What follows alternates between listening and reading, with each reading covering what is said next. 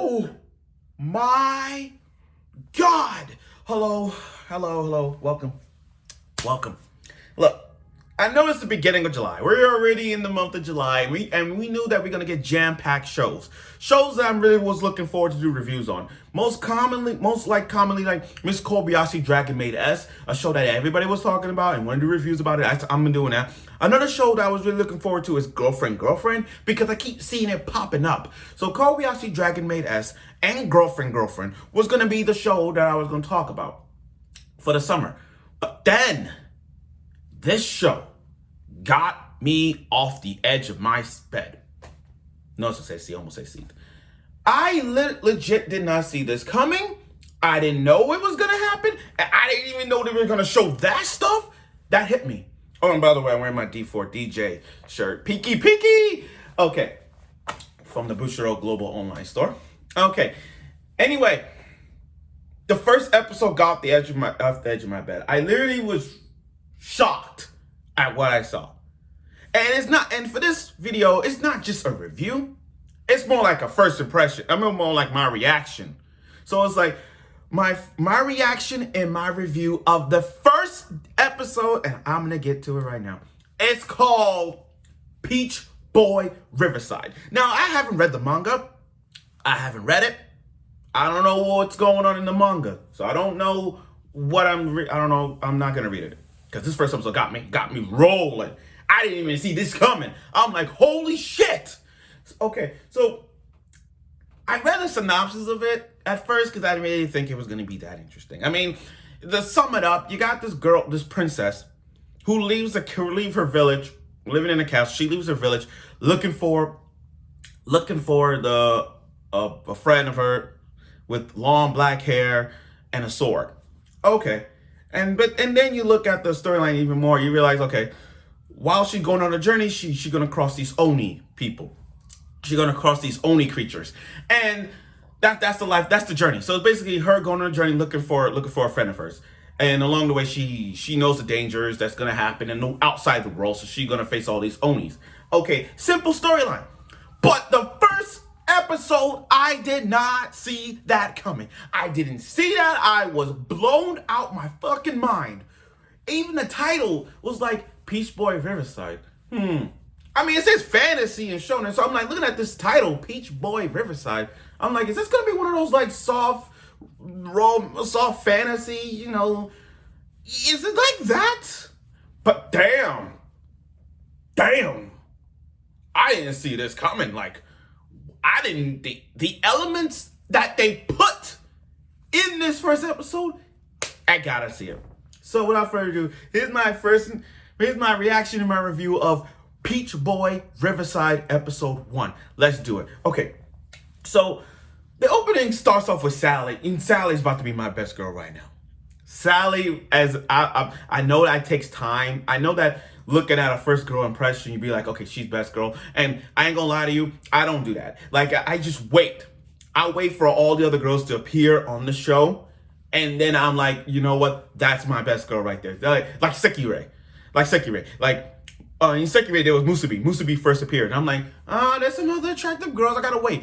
And then, you know, as the episode progresses, I fell in love with Tsukiyumi, the water type Sekirei. So that was like, but save it for trouble. So then you're like looking at Sally. And, you know, something about Sally looks familiar in some ways. I can't really put my finger on it when I look at Sally. The hair and the body, like, she got the knockers. Even the kids will mention her knockers. But still, something about Sally, she looks familiar. But the opening stuff with Sally just, I don't know how it kicked things off with Sally just looking at this demi-human creature named Faru, a rabbit-like demi-human creature. And Faru is so nice. She is so nice. I mean, she fed him a carrot. She fed her a carrot. You know, it was a nice wholesome relationship between a human and a demi-human. Okay. And then when they started to like, okay, let's find a place to stay, they stumbled upon this village. And then the gardener, he's like, get out of the way. No, you don't belong in here. You're a demi-human. Get out. And I'm like, what the fuck, man? What the fuck? I'm like, is this race problem right now? Is this race? Okay, you're a demi-human. We don't want monsters like you guys here. Damn, that's kind of harsh. Telling a demi-human monsters to them, to that kind of slang language. That's kind of race right there. You know what I mean? Like, we don't call them demi-human. We're gonna call them monsters. That's kind of, that's kind of bad. So he was like, "Here, come with me. Come with me. You don't travel with this one." And then we got little flashbacks of her with long pigtails. Or I don't know how that happened, but it's still little minor flashbacks. We're gonna see more about it, and I hope I get to see what causes her hair, like to cut her hair short, because that's called character development. Anyway, she's like, "No, we're going." So she decided to go on a journey with Faru. And then they go to another village, and she goes hide in disguise wearing a hoodie. And she has a thing for carrots. I get it. She's a rabbit. I get it. So she's staying at a hotel and trying to get some info about this person with a sword and long black hair. I don't know anything about that character. I don't know. But she's on a journey looking for that one, and let's see where that goes. And then the next morning, you got this Oni, like rooster, chicken, whatever, this Oni rooster or whatever, about to terrorize the village. And then then in that moment, Sally's rage was gonna get to her. I'm like, what the fuck? She was about to go in that craze state, that yandere stage face, and going to kill off that Oni. And then here come Faru coming, and just like that rabbit was so quick, just defeated it. And then the villagers don't want them. I'm like, what? Wait a minute. Time out. I gotta get up from this. Time out. Let me get this straight. The rabbit, the Oni rooster-like creature, came into the village, about to destroy your hometown, and a demi-human saved your life. And then you're like, get out of there. We don't want you. You demi-humans are monsters, all that stuff. I'm like, the Faru just saved your life. Just saved your guy's life, and you wanted her out the village. And she was so kind. She was like, thank you for the carrots. I'm like, what? And you kicked them out? No, that's bullshit. That is bullshit. I'm sorry. These humans, you know what? It makes me want to feel sorry for the demi-humans right now after watching this episode. Because again, I know people have opinions on these demi-humans, but not, you know how they judge, like, don't judge a book by its cover. They should have done that. I mean, look at Redo of Healer. There's a village out there, in Redo of Healer, there's a village out there where humans and demi-humans live together, and they're okay by what features they have. Okay, but then these guys these villages in Peach Boy Riverside don't give a shit about demi-humans at all. But I don't know why. What's the cause of all this friction? But I see how that goes. Even one of the villagers told the head chief, like, wait a minute, you're gonna let them go away? And he's like, but she saved her life and she said thank you. So that gave us a clear understanding, like, not all demi-humans are like that. And then as they were walking, they stumbled upon the soldiers, and the soldiers took them hostage. But this one royal knight, he's a really nice guy. He's a really, really nice guy. I like him for that one. I really like him. So he takes them out, and they're hungry. It had some comedy humor in that one. So as they go, in the village, the market, they stumbled upon this octopus, and we just got ourselves our first episode of tentacle hentai thing. Like how Food Wars is. Food Wars did that with their peanut butter squid, and we got our first tentacle hentai scene in Food Wars. So just like this one, we got some tentacle hentai scene.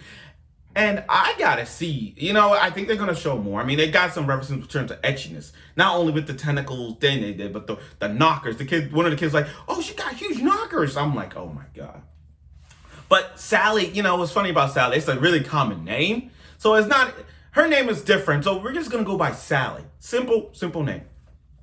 And then you got these two Onis came out of nowhere. One of them is a giant ass walrus Oni, and then you got this other Oni who's attractive with covering the left eye, kind of like how Rosalina is. But anyway, you got this other Oni who looks good at one time, and then she blasted a laser and killed. It was so like a simple village, and then it went. It blows up the entire. I'm like, not the entire town, but blows up parts of it. And I'm like, there were so many people in that, and it just blows up that part of the area. I'm like, already a kill count. I'm like, oh my God, I didn't see that coming. I didn't see that coming. I didn't see that destruction happen. And then out of nowhere. But then the side effects of that Oni girl, she shrank back down to a little girl. So I'm like, wait a minute. So when she grows up to more of an attractive one, she goes right back to a kid. Adult, kid, adult, kid, adult, kid. And I'm like, oh my God, we're going to see more of this. Like, I don't know if she's going to be my best girl. I don't know. Right now, Sally. But when I'm looking at it from her, I'm like, it's like, I like her attractive right there. But then the kid thing got me. No. It's kind of like Masamuku no Revenge. You know how that mom was about this tall and I thought it was her sister? But it was actually her mom, the main character's mom, and Masamuku no Revenge about this height. And I'm like, I don't care how old she is, I'm not doing that. So same like with her, I can't. So they got this Oni walrus creature took down one of the knights. And the animation of the knights where they got crushed, where they got swiped, and he got punched. Yo. Oh my God. This was my reaction. I'm like, oh my God. I kid you not. I didn't see that coming. I didn't even know that was going to happen. I didn't know they were going to show that much. I didn't know they were going to show blood like that. But the way how that was, oh my God, I didn't see that coming. And then Haru was, I say Haru, my bad. Faru, whatever you call it, Faru. She, for the rabbit only like herself, a rabbit demi-human like herself, she put a lot of work. She was fighting. Don't get me wrong, she put a lot of work. I mean, it's the traits of a rabbit. Like rabbits are speed, but they lack it, thing. So I could understand. And then Sally comes in, and then this happened. This hit me. Sally and that, I'm just puzzled. I'm just shocked what I saw. Sally in what the fuck moment, like that killing mode, there you go, is that killing mode. And they had a storyline where it's like, once upon a time, there was a grandma and a grandpa, all that stuff. And but to sum up the end, is like, what would have happened? What if it's not one person with the peach eye? What if more than one person inherited the peach eye? And just like that, Sally with her, if I look at the mirror, I think of her right eye, peach eye activate, a peach eye activate, and whoosh, slice off the arm of the walrus Oni, and 10 days like, it feels so good. And that's how it ended, and it got the ending credits. But hold on a second. Here's the thing about, I don't know why, but what I'm going to say is this. Check this out, guys. Any character with an eye ability is considered busted. Think about it, guys. Think about it. Have you guys noticed that any anime character, any series, whoever has an eye ability is strictly busted? More OP than ever. Despite the character, anybody with an eye ability is busted. Lelouch, the Gios ability, busted. The Shinigami eyes in Death Note, busted. Sharingan, Byakugan, Rinnegan, busted. You see what I'm getting at right now? You see what I'm getting at right now? Any character with an eye ability, eye or eyes, whatever, is considered busted. And what Sally did in that mode with her peach eye activated, she literally just sliced that arm off. And I'm like, oh, you sure it's not the title Peach Boy Riverside? You sure it's the name of the title? Because that title, they should change that title. Because there's no way that happened. And I'm like, oh my fucking God, I gotta see this. And then you saw the ending. Now, the ending kind of gave it away. A little bit of spoiler. Like, the only girl that was transformed to like a kid, adult thing, she joined the group with Faru, Sally, and the Royal Night Guard. He joins the crew as well. And then you get to see the boy with the black hair and the sword. You know, we saw him. He has the blue eye, the blue peach eye too.